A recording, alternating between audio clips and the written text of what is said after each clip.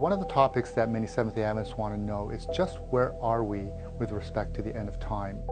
There's an economic framework that's been most helpful for me to visualize the relationship between finance and the things to come in the future. It's a theory called the Kondratiev wave.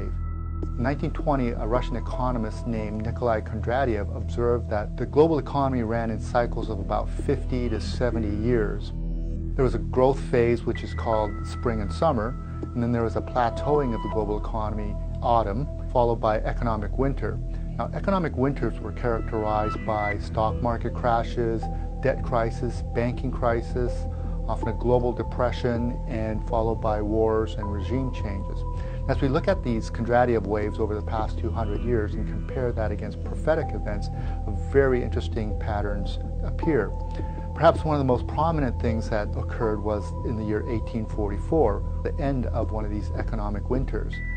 William Miller had been preaching about the second coming of Christ to take place in 1844, and this coincided with that economic winter.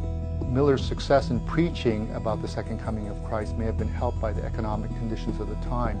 People are more receptive to spiritual matters, to turn to God and to seek salvation when the conditions around them are very difficult. So this end of this economic wave came with the fulfilling of the 2,300-day prophecy. Now, the previous wave ended in the year 1789. This was the start of the French Revolution. And as the revolution progressed, it resulted in the arrest and the exile of the Pope in 1798. This was the end of the 1260-day prophecy. And again, there's this close tie between prophecy and the Kondratiev wave. Now, the third cycle ended in the year 1896. This was shortly after the Seventh-day Adventist Church had its 1888 experience. Ellen White wrote that in 1888 the loud cry was starting and that the latter rain was being poured out again. Unfortunately, the church and in particular its leaders were not ready for that outpouring of the Spirit, and we didn't see the ultimate fulfilling of the prophecy, which is the second coming of Christ. The next cycle that ended in 1945 was a very catastrophic cycle which had 2 world wars, an era which made it very difficult for the gospel work to be finished due to wars and the closed borders.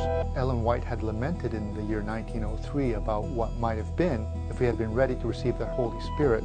Perhaps it was a cycle that offered no opportunity to finish the work. So we look at the current cycle that we're in today. We're again in economic winter.